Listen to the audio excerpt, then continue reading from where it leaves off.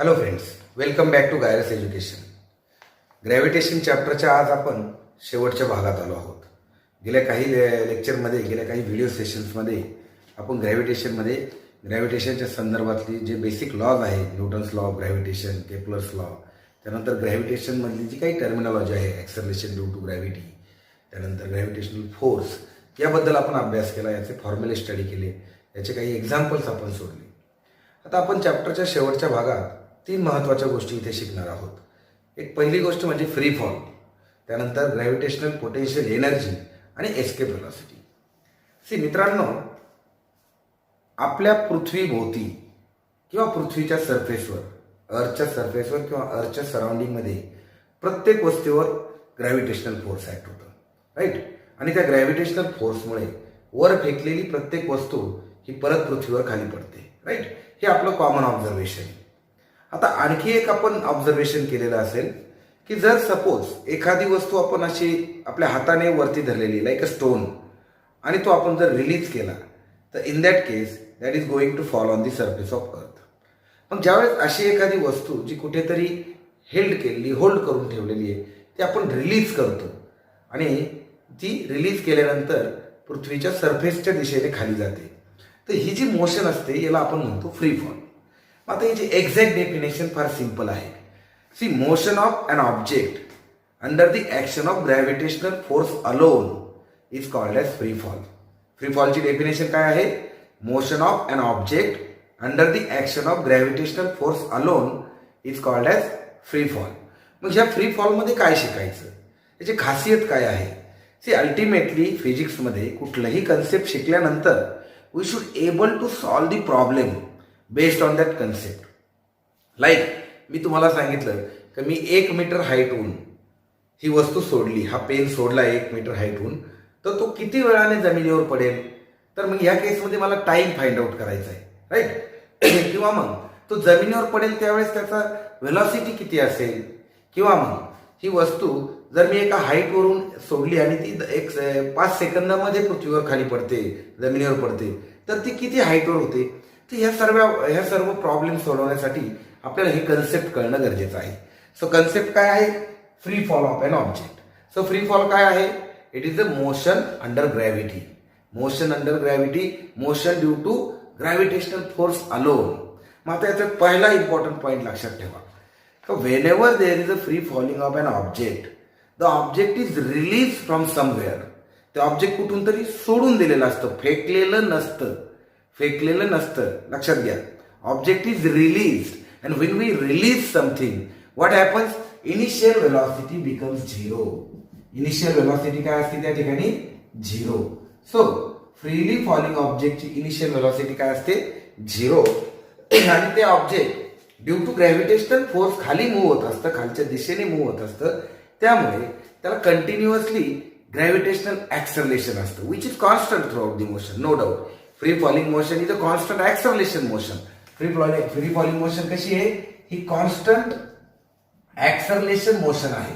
Acceleration motion की जिच्यामध्ये acceleration कोणतं आहे? Acceleration due to gravity towards the directed towards the centre of earth in a vertical direction, right. Freely falling ऑब्जेक्टमध्ये त्याची initial velocity 0 असते. तो कॉन्स्टंट ॲक्सलरेशनने खाली पृथ्वीच्या सरफेसकडे मूव्ह होत असतो, त्यामुळे साहजिक आहे त्या ठिकाणी त्याची व्हेलॉसिटी वाढत जाते. And when it reaches to the ground it possesses the maximum velocity. म्हणजे थोडक्यात एनर्जी पॉईंट ऑफ व्ह्यूने जर बघितलं, when it is in your hand, when the thing is in your hand, or when the thing is at some height H, it possesses certain potential energy. And when it is released, that potential energy get converted into kinetic energy. त्याला initial velocity 0 असते, because of the position त्याच्यामध्ये काहीतरी energy असते, ती energy convert होते आणि त्याला kinetic एनर्जीमध्ये convert होते. आणि त्या कायनेटिक एनर्जीमुळे किंवा त्या कायनेटिक एनर्जी कशामुळे येते? कारण त्याला काहीतरी व्हेलॉसिटी भेटते. म्हणजे ज्यावेळेस ऑब्जेक्ट सरफेसवर येत असतं त्यावेळेस त्याची व्हेलॉसिटी, फायनल व्हेलॉसिटी नक्कीच 0 नसते, त्याला काहीतरी व्हॅल्यू असते. मग आपल्याला ती व्हेलॉसिटी काढता आली पाहिजे. त्यानंतर आपल्याला त्याचा during that motion, suppose object ह्या हाईटला आहे, एम मासचं ऑब्जेक्ट हे अर्थच्या सरफेस पासून, दिस इज सरफेस ऑफ अर्थ, हे हाईट एच वर आहे, राईट. या ठिकाणी आपण मग त्याला खाली यायला टाइम किती लागला? त्याने एच म्हणजे किती अंतर कव्हर केलं, त्याची खाली आला त्यावेळेस व्हेलॉसिटी किती होती, हे सगळ्या गोष्टी आपण काढू शकतो. And these are nothing but the motion parameters. How much distance it has covered, how much time it has taken, what is the final velocity of object, हे मोशन पॅरामीटर आपल्याला तिथे काढावे लागते. म्हणजे free falling is a concept for us in gravitation which is nothing but motion of object under the action of gravitational force. But as it is a motion, we can apply all the concepts of motion to solve the problems related free fall. आता free फॉलच्या बाबतीत आणखी एक महत्त्वाचा मुद्दा लक्षात घ्या. See, when the object is freely falling through the air or through some other medium, लक्षात घ्या, when the object is freely falling through the air, most of the time air or some through other medium, like पाण्यातही आपण वस्तू सोडू शकतो, ती पाण्यातून खाली जाऊ शकते, right. So in such a case drag forces act on a object, कारण एअर, पाणी हे काय आहे, फ्लुइड्स आहेत, हे काय मटेरियल आहे, काहीतरी मटेरियल आहे. सो ते काहीतरी फ्लुइड फ्रिक्शन क्रिएट करतील, काहीतरी ड्रॅग विस्कस फोर्स क्रिएट करतील, बायोंट फोर्स क्रिएट करतील, जो त्या ऑब्जेक्टवर ऍक्ट होईल. त्यामुळे रिझल्टंट फोर्स जो आहे, नेट फोर्स आहे, तो काय असेल, खाली जाणारा, त्याला खालच्या दिशेने ऍक्ट होणारा ग्रॅव्हिटेशनल फोर्स आणि वरच्या दिशेने ऍक्ट होणारा बायोंट फोर्स. म्हणजे resultant motion is result of that buoyant force and gravitational force. So the motion will not be then under the action of gravitational force alone. म्हणजे practical केसेसमध्ये, रियालिटीमध्ये free fall through medium हा pure नसतो. म्हणजे त्या ठिकाणी फक्त gravitational फोर्सचा effect consider करून चालणार नाही. मग आपल्याला प्युअर फ्री फॉल किंवा आयडियल फ्री फॉल हा फक्त कशात भेटू शकतो, फक्त व्हॅक्यूम मध्ये भेटू शकतो. म्हणजे ideal free fall is possible only in vacuum, because then there is no resistance of air or no resistance of medium. So anyway, आपण प्रॅक्टिकली काही प्रॉब्लेम सॉल्व्ह करण्यासाठी एअर रेजिस्टन्स निग्लेक्ट करतो आणि फ्री फॉलची कंडिशन आहे तशीच consider करून, म्हणजे ideal consider करून न्यूमेरिकल सॉल्व्ह करत असतो, at least at this stage 10th स्टँडर्डमध्ये. So आता होतंय काय पहा, आपल्याला आता फ्री फॉलिंग म्हणजे काय माहित झालं. समजा बोर्डाने प्रश्न विचारलं, what is free falling, what are the conditions of free falling. So first, free falling is nothing but the motion of an object under the action of gravitational force alone. The condition is object is released from the height, that means its initial velocity is 0. Secondly, it moves with constant acceleration towards the surface of earth, that is acceleration due to gravity is there. And then thirdly, we neglect the resistance due to the air or some other medium. Ideal free fall is possible in vacuum only. Now let us analyze the freely falling motion, right? See मित्रांनो, मी ते सांगितलं का free falling is a constant acceleration motion. लक्षात घ्या, free falling is a constant acceleration motion. So it can be analyse using kinematical equations of motion or using Newton's equation of motion. So free falling is a constant acceleration motion. ज्या विद्यार्थ्यांना भविष्यात IIT, JEE, medical, CET, NEET सारखी preparation करायचं आहे, ज्यांना NTSC द्यायचे आहे, त्यांनी हा मुद्दा लक्षात घ्यावा. ठीक आहे, बोर्डाच्या पॉईंट ऑफ व्ह्यूने फार सोपं आहे. What is free falling, free falling is motion under gravity. But आपण डिटेलमध्ये चाललोय, आपल्याला प्रॉब्लेम सॉल्व्ह करायचे, प्रॅक्टिकल प्रॉब्लेम सॉल्व्ह करायचे. So let us analyse the motion of freely falling body. So first of all, motion of freely falling body is constant acceleration motion. मग एखादा विद्यार्थी म्हणेल, सर काय इतका जोर देत आहेत कॉन्स्टंट ऍक्सलरेशन मोशनवर.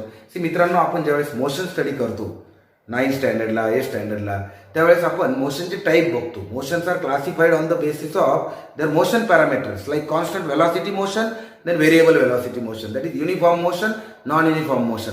मग नॉन युनिफॉर्म मोशन मध्ये हा स्पेशल प्रकार आहे की ज्यात ऍक्सलरेशन कॉन्स्टंट असतं.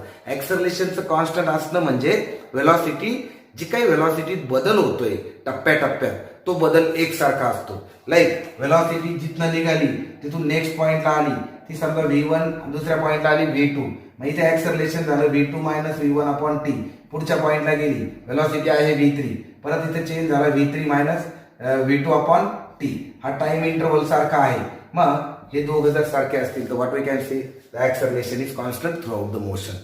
मग हे जे कॉन्स्टंट ऍक्सलरेशन मोशन आहे, हिला आपण न्यूटन्सचे सर्व इक्वेशन अप्लाय करतो, त्याला आपण कायनेमॅटिकल इक्वेशन म्हणतो. मग आता ते कायनेमॅटिकल इक्वेशन काय आहे ते अगोदर समजून घेऊ. ठीक आहे. So we have 3 kinematical equation. First is V is equal to U plus AT. The second is V square is equal to U square plus twice of AS. The third is S is equal to UT plus 1/2 AT square. ठीक आहे. Sequence may be different but these are the 3 kinematical equations. आता या ठिकाणी V काय आहे? Final velocity. V is the final velocity. Then U is the initial velocity. U is initial velocity. Then A is acceleration. Then S is displacement and T is time. ठीक आहे. So हे सगळं meaning झालं. आता हे जर तुमचं clear असेल तर now we can apply the kinematical equations to freely falling body. Now let us apply kinematical equation to freely falling body. ह्या टर्म्स तुमच्या लक्षात आहेत मी असं समजतो. हे इक्वेशन मी तसेच ठेवतो. ते आता मित्रांनो काय होतंय पहा. The body is said to be freely falling when it is released from some point which is at height h from the surface of earth or from ground, right? So here s is equal to h. Now acceleration in this case is g, right? आता sign convention तुमच्या books मध्ये जे घेतले मी तेच घेतो, right? आता आपण इथे साइन कन्व्हेन्शन बुक मधल्या प्रमाणे घेऊ. आपण साइन कन्व्हेन्शन घेऊ की ऑब्जेक्ट खाली येताना ऍक्सलरेशन पॉझिटिव्ह आहे आणि ऑब्जेक्ट वर जाताना ऍक्सलरेशन काय घ्यायचं? निगेटिव्ह. म्हणजे ऑब्जेक्ट वरतून खाली येते त्यावेळेस a is equal to plus g घ्यायचा. ऑब्जेक्ट खालून वर जाते त्यावेळेस a is equal to minus g घ्यायचं. ठीक आहे. Then its initial velocity is u which is 0 and final velocity is v which is non zero which is to be find out. During the motion time लागलाय t. ठीक आहे. So let's apply. आता पहिलं equation कसं होईल तर त्याला final velocity आहे काहीतरी. Therefore V is equal to initial velocity 0 आहे. So 0 plus G T. That means पहिलं इक्वेशन काय आलं? V is equal to GT. Freely falling बॉडीचं पहिलं इक्वेशन काय? V is equal to GT. दुसरं इक्वेशन काय येणार? V square is equal to 0 square plus twice of GH. That is V is equal to V square is equal to 2GH. हे झालं दुसरं equation. From this we have V is equal to √2GH. म्हणजे आपल्याला जर H माहित असेल, height माहित असेल तर आपण फायनल वेलॉसिटी ऑफ ऑब्जेक्ट काढू शकतो by using this formula, right? किंवा मग आपल्याला वेलॉसिटी जर माहित असेल तर आपण हाईट काढू शकतो by using V square upon G 2g. ठीक आहे. त्यानंतर तिसरं equation S is equal to U T plus half A T square. So H is equal to U 0 आहे plus half G T square. So in this case we can find out time. So this is the equation H is equal to 1/2 G T square. मग ह्या इक्वेशनचा आपण उपयोग करू शकतो to find out time. So time विचारला तर तो काय होईल? √2h अपॉन जी. ठीक आहे. सो याचे वेगवेगळे कॉम्बिनेशन करून you can solve the problems on freely falling. So this is the major topic of freely falling motion. To solve the numerical, to solve the MCQs based on the free fall. Theoretical topic, theoretical प्रश्न बोर्डाचे काय काय असू शकतात किंवा activity जर आली तर काय येईल? तो या इक्वेशनच्या बेसवर ऍक्टिव्हिटी तयार करेल. ऑब्जेक्ट इथून सोडले, मध्ये काहीतरी मिसिंग व्हॅल्यू देईल ती तुम्हाला फाइंड आउट करायला. बोर्डाचे प्रश्न, what is free fall, then how the equations of motion can be applied to free fall. ठीक आहे. या टाईपचे प्रश्न बोर्डाला विचारतील. Now let us understand the second concept. आपण याच्यावर न्यूमेरिकल घेणार आहोत सेपरेट सेशन मध्ये, राईट? कारण एक सेशन आपण अगोदर घेतला न्यूमेरिकलचा. आता दुसऱ्या सेशन मध्ये आपण राहिलेले न्यूमेरिकल घेणार आणि मग हा चॅप्टर डिक्लेअर करणार. ठीक आहे. So now let us understand the gravitational potential energy. आपल्याला ग्रॅव्हिटेशनल पोटेन्शियल एनर्जीचं कन्सेप्ट समजून घ्यायचं आहे. सो मित्रांनो, सगळ्यात पहिलं पोटेन्शियल एनर्जी म्हणजे काय समजून घ्या. सी, पोटेन्शियल एनर्जी तुम्ही 9th स्टँडर्ड मध्ये शिकले का? The energy पजेज by the body on account of its position or state. एखाद्या बॉडीमध्ये तिच्या पोझिशनमुळे किंवा स्टेटमुळे जी एनर्जी निर्माण होते, जी एनर्जी असते, नॉट निर्माण होते, जी एनर्जी त्या बॉडीमध्ये असते तिला म्हणतो पोटेन्शियल एनर्जी. लाईक मी हा पेन वरती धरून ठेवलाय हाईटवर, सो याची पोटेन्शियल एनर्जी येईल because it is at some height mgh. तो फॉर्म्युला तुम्हाला माहिती आहे. आणि मी याला सोडून दिलं तर तीच पोटेन्शियल एनर्जी कन्वर्ट होणार आहे कायनेटिक एनर्जीमध्ये. आता ऑन अकाउंट ऑफ स्टेट म्हणजे काय? आपण धनुष्यबाण आहे त्याच्यात जर बाण ताणून ठेवला असा, so that is again the example of potential energy, right? किंवा एखादी झाडाची फांदी आपण वाकून ठेवली, ती रिलीज केल्यानंतर ती वेगाने जाते, right? So that is again example. Spring आपण ताणून ठेवली किंवा आपण दाबून ठेवली, so it stores energy. So that is nothing but the potential energy stored on account of state. Right. So anyway potential energy because of position तिथे store केली जाऊ शकते किंवा बिकॉज ऑफ स्टेट ती स्टोअर केली जाऊ शकते. आता हे बॅकग्राऊंड आपल्याला पोटेन्शियल एनर्जीचं क्लिअर आहे.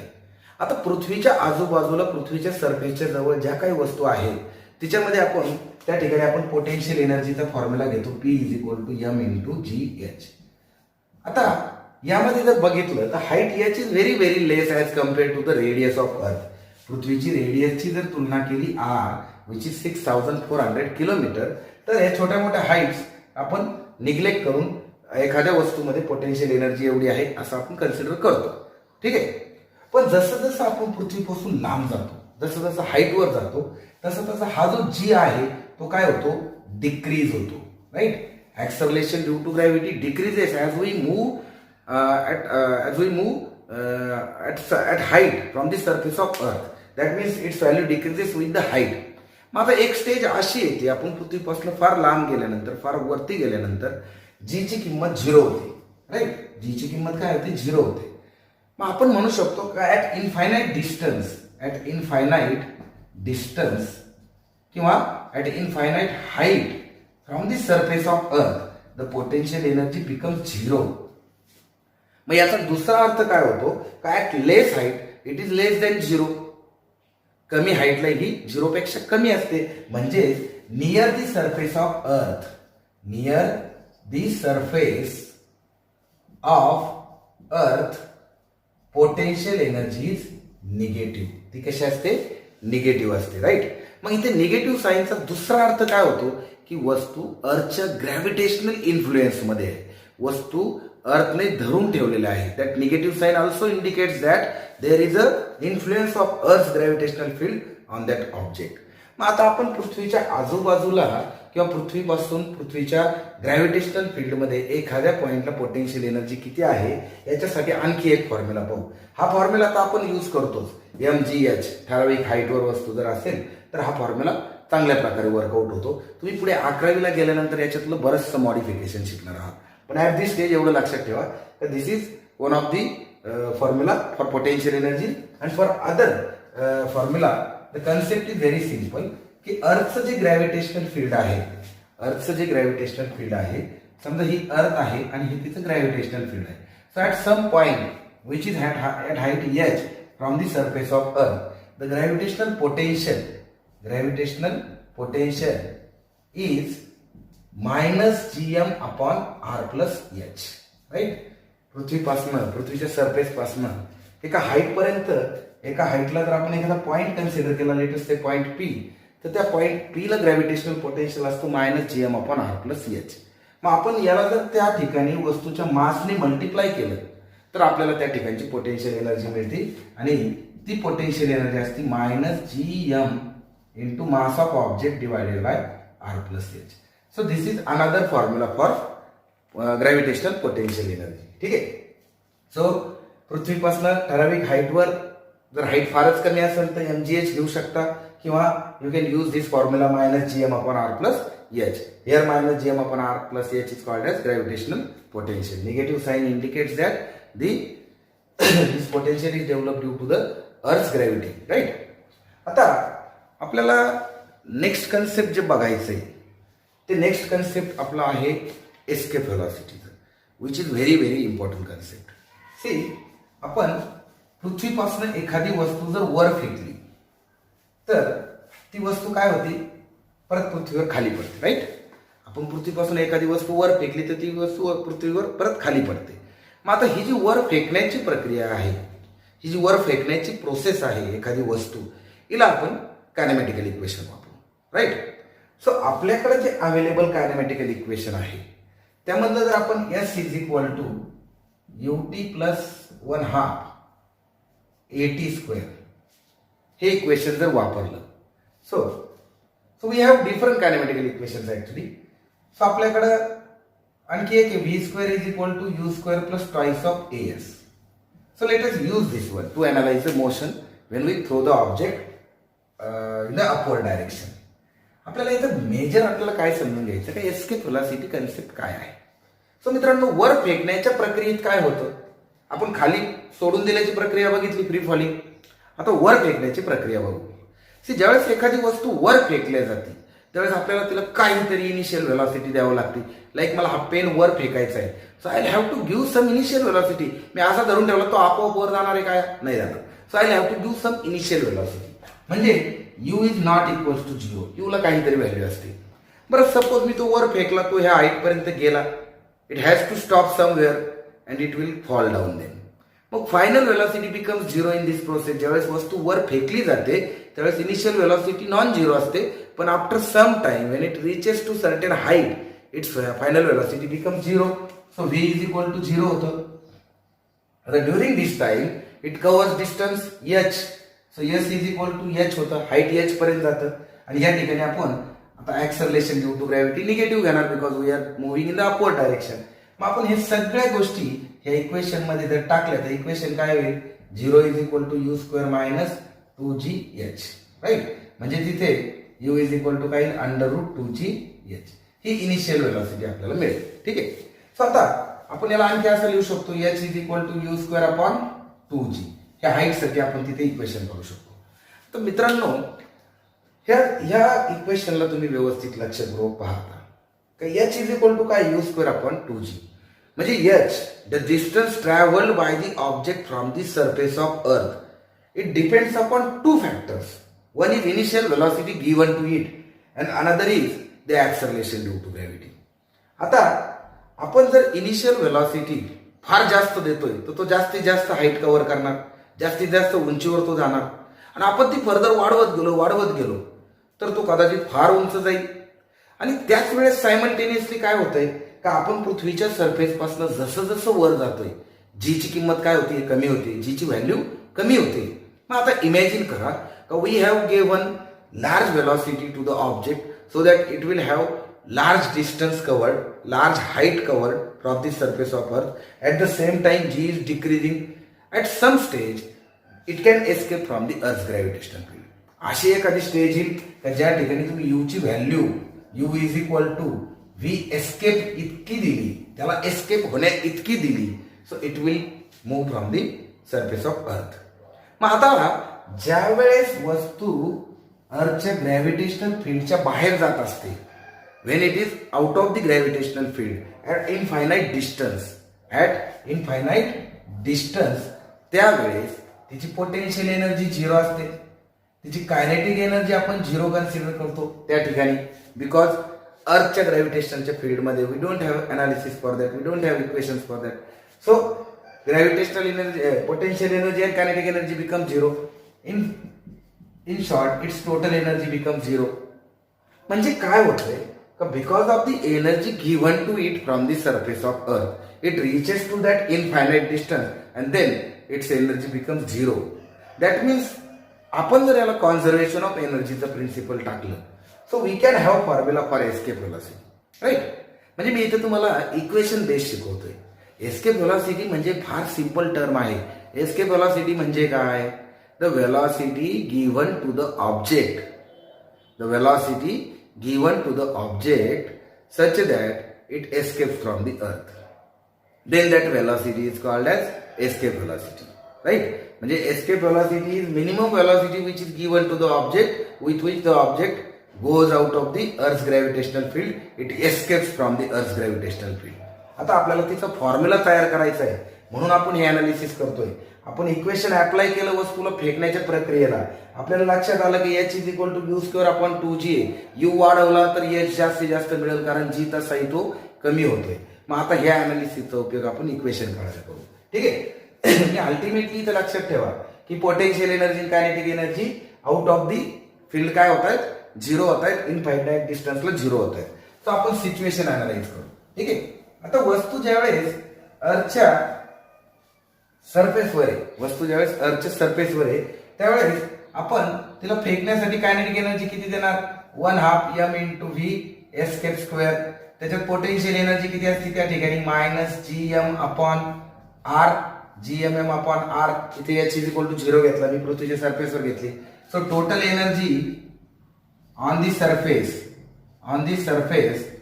इज इक्वल टू किती झाली ती? Kinetic energy plus potential energy, that is 1/2 m into v escape square plus आता इथं मायनस साईन आहे म्हणून हा इथे negative sign minus GMM upon R, right. And total energy at infinite height, ठीक आहे, किंवा when it escapes from the earth is 0. So according to law of conservation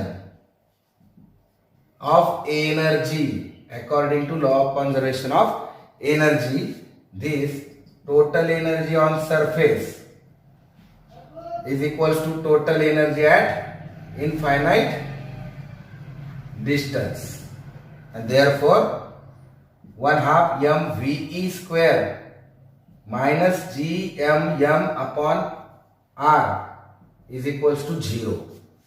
That means 1/2 mve square is equal to GMM upon R. हा MM cancel होईल and we'll get V is equal to 2GM upon R square root, right? So V is equal to किती आला? under root 2GM upon R. Now this is the formula for escape velocity. आता GM upon R square काय असतो? That is G. So we can also write under root 2 into G into R.